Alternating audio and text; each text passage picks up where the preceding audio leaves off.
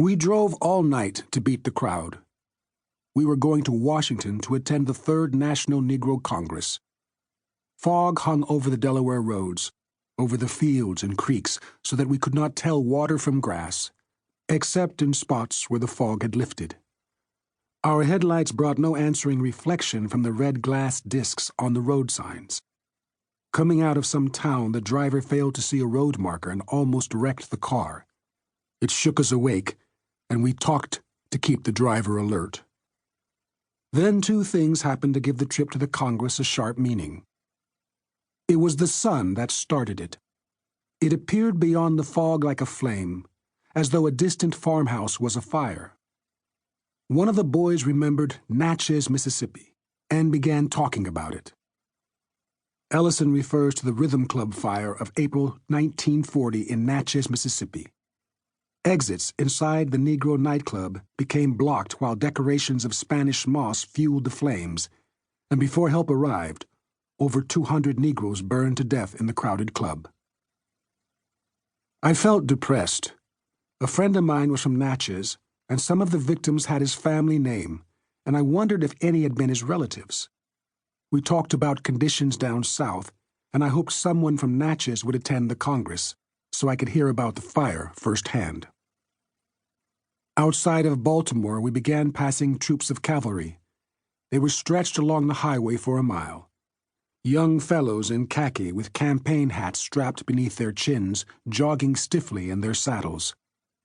I asked one of my companions where they were going and was told that there was an army camp nearby. Someone said that I would find out soon enough, and I laughed and said that I was a black Yank and was not coming.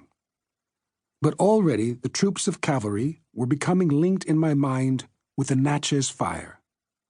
Where were the troops going? We in the car were going to the Third National Negro Congress.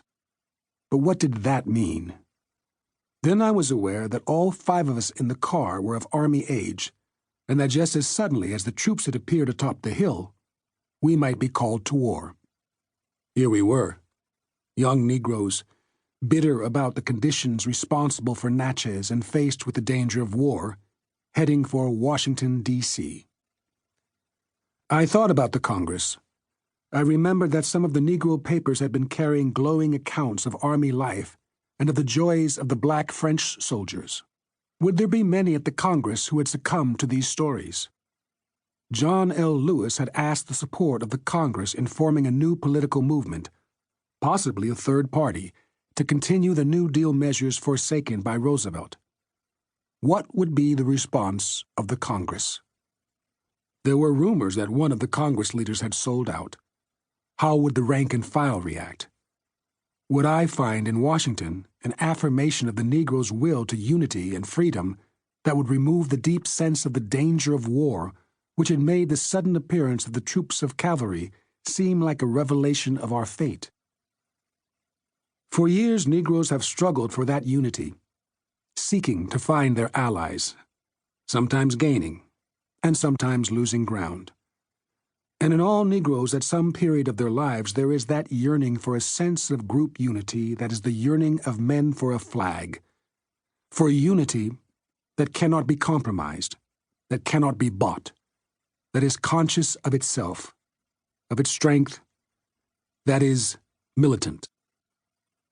I had come to realize that such a unity is unity of a nation and of a class.